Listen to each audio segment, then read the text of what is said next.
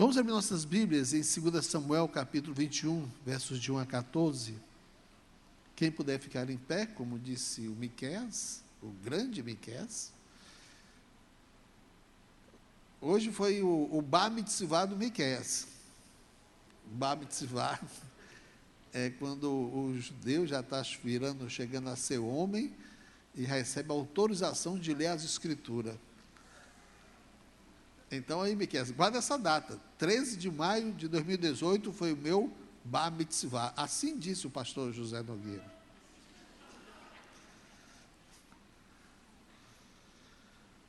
Segundo Samuel, capítulo 21, versículos de 1 a 14, nós vamos ler.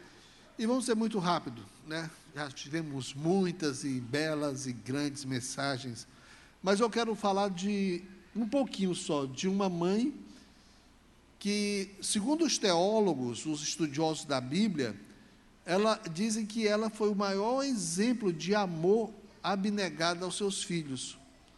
E a gente fala tanto de Abigail, fala tanto de Ana, né? Fala tanto de tantas outras mulheres, e geralmente nós não falamos dessa mulher chamada Rispa. E ela deu um grande exemplo, grandes exemplos de amor, de honra, e como Deus transformou a tragédia em honra. E, para aqueles que gostam de saber o significado dos nomes, a palavra Rispa, o nome dessa mulher que nós vamos ler hoje, dessa mãe, ela significa pedra fervente, pedra aquecida. Era o nome também que se dava às brasas. Então, uma pedra que ferve, uma pedra quente, Rispa. Então, diz assim um texto de 2 Samuel, capítulo 21, de 1 a 14.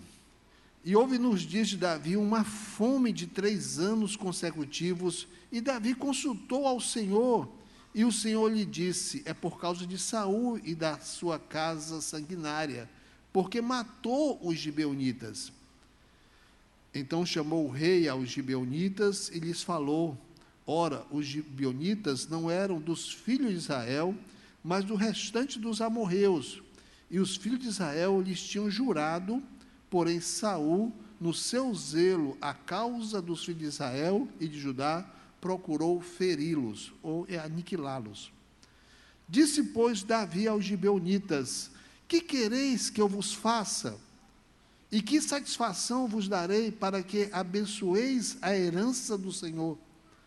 Então os gibeonitas lhe disseram: não é por prata nem ouro que temos questão com Saul e com a sua casa, nem tampouco pretendemos matar pessoa alguma em Israel. E disse ele: que é, pois, que quereis que eu vos faça? E disseram ao rei: o homem que nos destruiu intentou contra nós, de modo que fôssemos assolados, sem que pudéssemos subsistir em termo algum de Israel.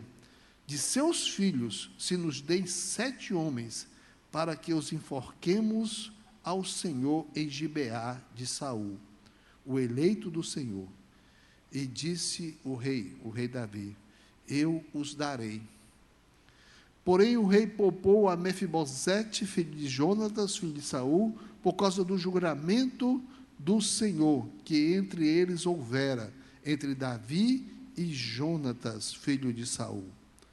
Mas tomou o rei os 2 filhos de Rispa, filha de Aiá, que tinha tido de Saul, Armone e Mefibosete, como também os 5 filhos da irmã de Mical, filha de Saul, que tivera de Adriel, filho de Basilai, meolatita. E os entregou nas mãos dos gibeonitas, os quais os enforcaram no monte, perante o Senhor. E caíram estes 7 juntamente, e foram mortos no dia da cega, nos dias primeiros, e no princípio da cega das cevadas. Deixa eu ler melhor. E foram mortos nos dias da cega, e nos dias primeiros, no princípio da cega das cevadas.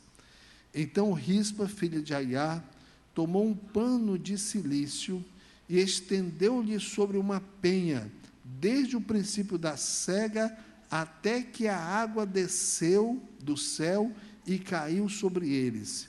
e não deixou as aves do céu pousar sobre eles de dia, nem os animais do campo de noite.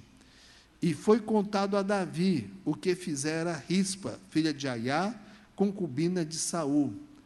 Então foi Davi e tomou os ossos de Saul e os ossos de Jonatas, seu filho, dos moradores de Jabes de Gileade, os quais furtaram da rua de Bet-San, onde os filisteus os tinham pendurado quando feriram a Saul em Gilboa.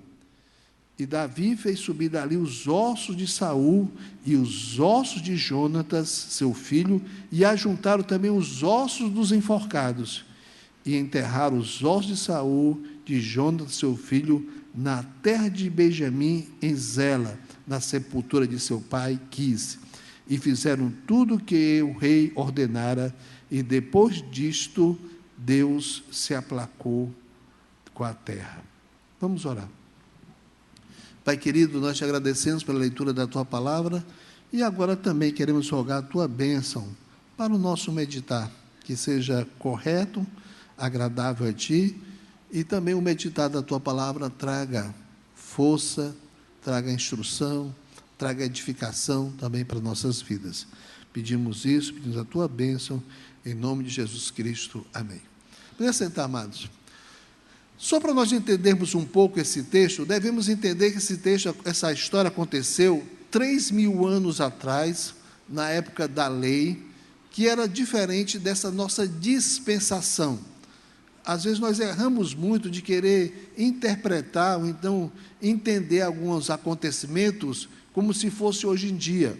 Não, isso aconteceu há 3.000 anos, na época da lei, e na lei era muito claro as coisas, os ensinamentos de Deus, as prescrições de Deus eram muito taxativas, os votos que eram feitos tinham que ser cumpridos, as decisões feitas diante de Deus tinham que ser honradas, e não fazer isso trazia diretamente a disciplina ao povo de Deus. E o que aconteceu aqui foi isso. A terra estava passando por 3 anos de seca, e Davi não estava entendendo por que Deus estava disciplinando tão seriamente a Israel, e ele consulta a Deus, e Deus diz, é porque Israel ainda tem uma pendência de pecado. Quando o povo de Israel entrou na terra prometida, Josué fez um acordo com o pessoal que vivia na terra, os chamados gibeonitas. Eles fizeram uma artimanha, tem Josué capítulo 9, quem quiser ler sobre isso mais tarde, e eles conseguiram, porque a ordem era para que não deixasse ninguém de fora, nenhum outro povo habitar na terra de Israel. Mas os gibeonitas, através de uma artimanha, eles conseguiram com Josué, para que eles habitassem na terra de Israel, e Josué fez esse acordo perante Deus, que eles poderiam estar morando em Israel, conquanto eles trabalhassem pró-Israel. E o que aconteceu que, alguns anos mais tarde, 400 anos mais tarde, 300 e poucos anos mais tarde, o rei Saul, assumindo o seu trono, ele, por causa do seu zelo, ele começou a perseguir e matar os gibeonitas. E como nós vemos na história, quase aniquilou os gibeonitas. E acontece nesse momento dessa história que nós estamos lendo, é que Davi então descobre o motivo da disciplina, era porque Israel não tinha honrado um acordo, o rei que era representante de Israel havia mandado matar, exterminar os gibeonitas, quebrando um voto de Israel com aquele povo. Então ele fala com os gibeonitas e diz, olha, nós queremos que vocês nos perdoem por isso. E o que vocês querem que eu faça para que vocês possam nos perdoar? E os gibeonitas, ainda com aquele sentimento, diz, olha, nós queremos uma espécie de retribuição, uma espécie assim de satisfação, que se mate, que nós possamos matar enforcados, que era um tipo de morte muito cruel, e também para as piores pessoas, possamos matar 7 descendentes de Saul. Com isso nós ficaremos satisfeitos. Davi, então, acolhe aquele desejo e respeita apenas Mefibosete, o filho de Jonatas, e pega 7 descendentes de Saul, e então manda que eles executem. E nós vimos na história aqui que eles enforcam, e desses 7, 2 eram filho de Rispa, e eles não somente enforcam, mas eles deixam os seus corpos enforcados. Também há uma coisa muito interessante na lei. Você vai ver isso em Deuteronômio, e chega até Deuteronômio capítulo 28, verso 26, também deixar um corpo de uma pessoa, de um morto, para que os animais, para que os abutres comessem, era também um desprezo completo. Esse tipo de punição só era dada em Israel para os apóstatas, para aqueles que tivessem desprezado ao Senhor Deus de Israel, aqueles que tivessem trocado Deus por outros deuses. Era uma coisa muito cruel. Era talvez uma punição além da medida que aqueles 7 homens mereciam. E é nesse contexto, que nós encontramos aqui a situação de Rispa. 2 filhos dela são sacrificados. Mas, além de serem sacrificados, os corpos deles estão lá expostos para serem comidos, para serem apodrecidos e serem comidos pelos abutres e pelas feras do campo. Aí que nós encontramos a ação de uma mãe. Os filhos já estavam mortos, mas a mãe ainda amava, a mãe ainda cuidava, a mãe ainda não tinha desistido de honrar, de amar e de respeitar os seus filhos. E nós temos aqui alguns exemplos que podemos tirar da vida dessa mulher. Primeiro, ela é um exemplo de arrependimento. No versículo 10, passa talvez desapercebido esse fato quando nós lemos, mas só para que a gente volte essa leitura. Então Rispa, filho de Aiá, tomou um pano de cilício e estendeu-lhe sobre uma penha. O pano de cilício era também chamado como pano de saco, e só usava isso quem estava profundamente arrependido. Era como se ela dissesse: nossos filhos, os meus filhos erraram. Talvez tivesse até sido cúmplice dessa decisão ou dessa ação de Saul de matar os gibeonitas. Pode ser isso também. Esse texto pode estar nos ensinando, mostrando isso também. Mas os meus filhos fizeram errado, e eu não vou, de forma alguma, sustentar, dizer que eles estavam certos. Eles estavam errados. Eles fizeram errados. Mas eu consigo me arrepender por eles. Eu digo que a minha família não concorda com isso. Eu digo que nós estamos profundamente arrependidos.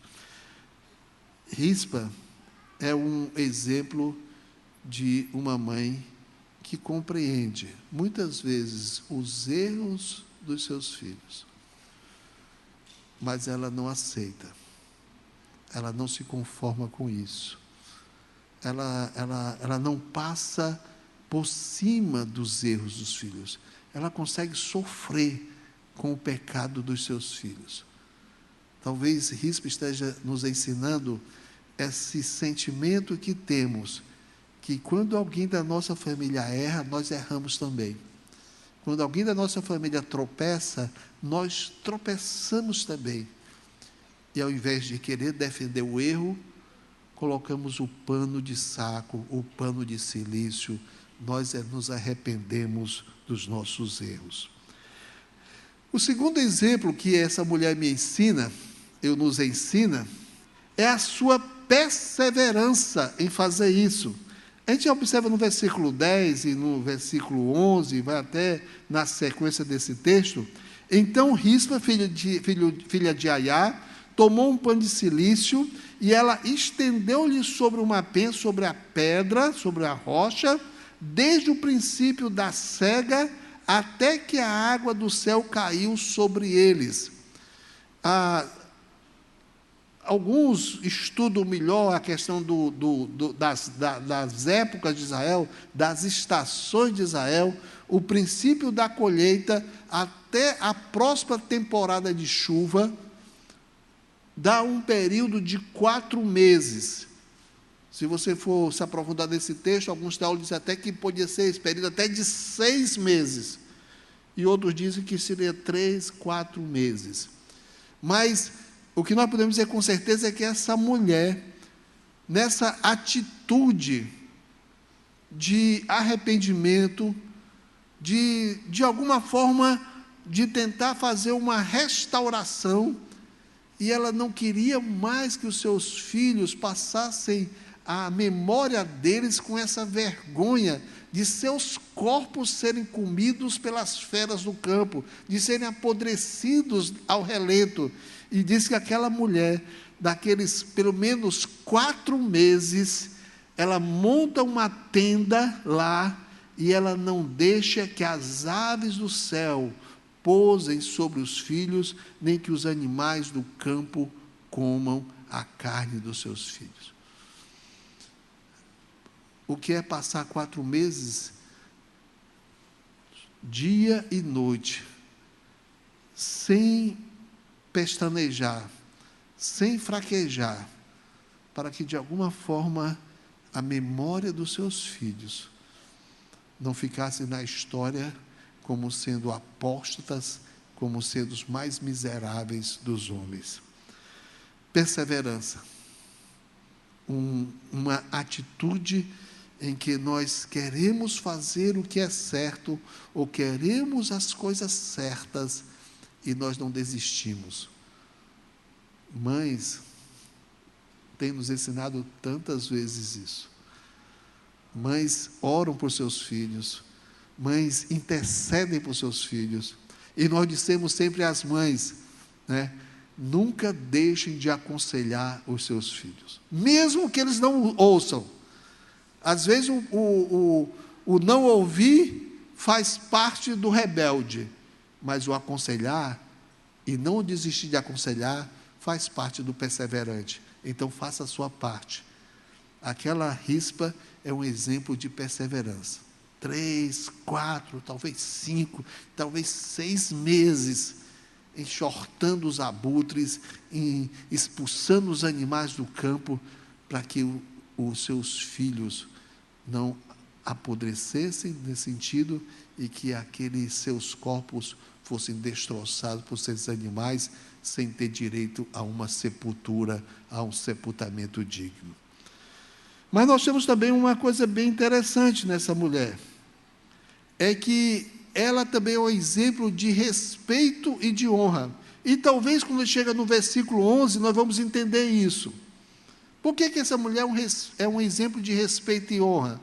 Diz o versículo 11, e isto foi contado a Davi, o que fizera a Rispa, filha de Aiá, a concubina de Saul. Isso foi contado a Davi. Contado a Davi o quê? Olha, os gibeonitas foram além da conta.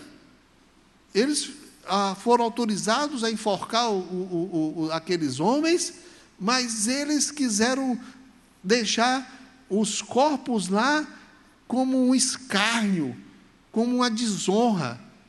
E se não fosse a atitude daquela mãe, de ficar ali meses e meses, cuidando dos corpos dos seus filhos, Davi jamais teria atinado.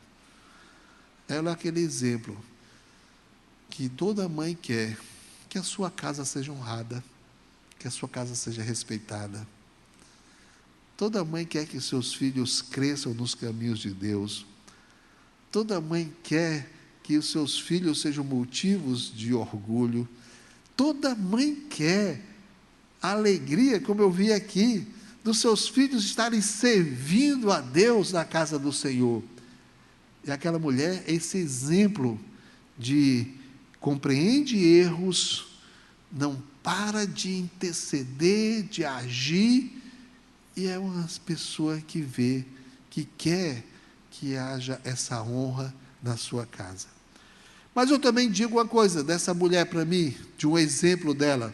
Além de ser exemplo de arrependimento sincero, além de ser um exemplo de perseverança, um exemplo de quem quer respeito e honra na sua casa, Rispa também é um exemplo de resposta de oração, ou resposta de uma ação, ou resposta daquilo que queria.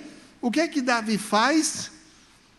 Então, versículo 12, então foi Davi e fez muito mais do que ela estava imaginando.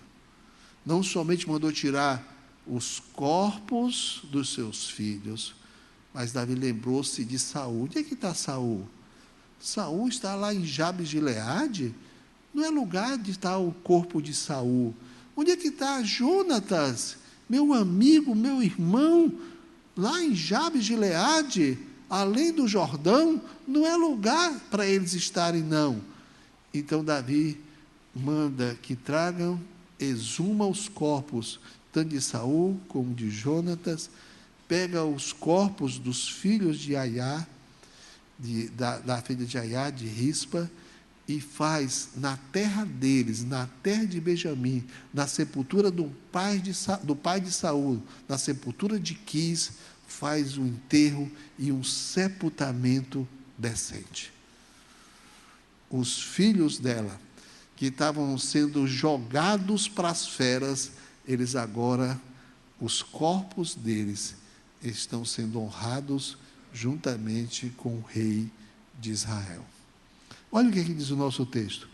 Então foi Davi e tomou os ossos de Saul e os ossos de Jonatas, seu filho, dos moradores de Jabes de Gileade, uma terra que fica depois de Israel, na terra além do Jordão, os quais furtaram das ruas de Bet-Shean, onde os filisteus tinham pendurado, quando feriram Saul em Gilboa, e diz a Bíblia que ele fez subir dali os ossos de Saul e os ossos de Jonatas, seu filho, e ajuntaram também aos ossos dos enforcados, e enterraram, fizeram um sepultamento digno dos ossos de Saul, de Jonatas, seu filho, na terra de Benjamim, na sepultura de seu pai Quis, e fizeram tudo o que o rei ordenara, e a Bíblia diz que a paz voltou para Israel.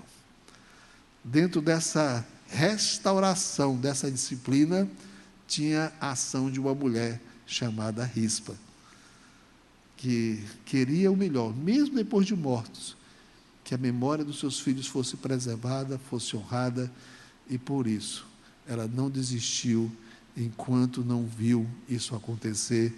E o que nós aprendemos aqui é que Deus fez muito mais do que ela até imaginava. Não trouxe os filhos de volta, mas honrou os seus filhos. E, amadas irmãs, eu quero parabenizar vocês, porque vocês são rispas, mulheres que levam a palavra de Deus a sério. Tenho visto aqui tantos exemplos de mulheres de Deus que conseguem perceber, às vezes as famílias estão errando. Eu vi tantas vezes exemplos de mulheres da nossa igreja que se mantiveram firmes, que não aceitaram viver com o erro, que se arrependeram por suas famílias. Mulheres como vocês, que têm exemplo de perseverança, de oração pelos seus filhos. Mulheres como vocês, nós temos visto, né, que querem o melhor para as suas casas, que querem que seu lar realmente sirva ao Senhor. Eu lhes digo, e assim como Deus fez muito mais do que Rispa imaginava, não somente mandou tirar os corpos dos seus filhos daquele lugar público de tristeza, de vergonha, mas honrou a memória deles. Deus, certamente, essa é a nossa oração, que Deus faça muito mais do que você imagina, do que você até pensa, e Deus possa dar essa bênção à sua casa. E eu quero convidar as mães aqui à frente. Queremos orar por vocês, mães. Venham aqui à frente, as mães,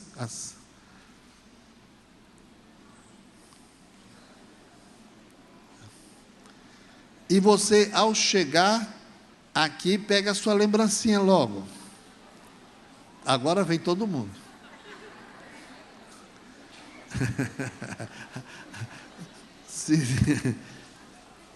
Pega a sua lembrancinha e é só um, porque é só para você. Quem for pegando vai se afastando mais um pouco. E vamos orar para que essas lembrancinhas se multipliquem.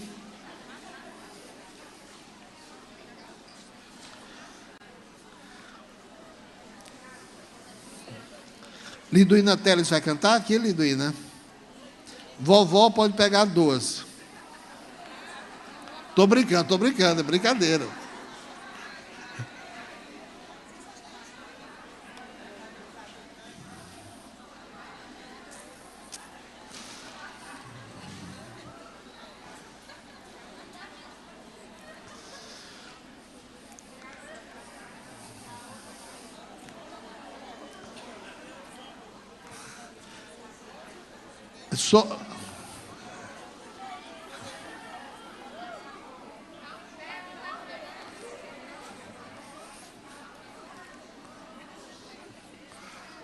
Ok, gente, pegou. Eu trouxe uma faca aqui, vamos cortar. Vamos repartir. Vamos usar a faca. Eu só não trouxe a faca porque podia querer depois repartir eu.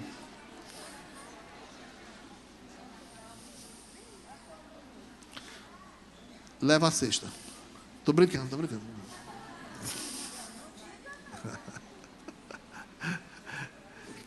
Vamos orar pelas essas mulheres maravilhosas. Vamos dar uma salva de palmas para elas primeiramente?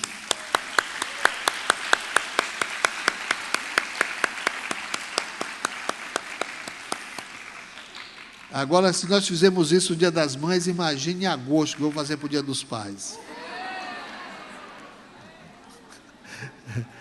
Vamos orar. Vamos ficar em pé, vamos todos nós abençoar essas mulheres maravilhosas.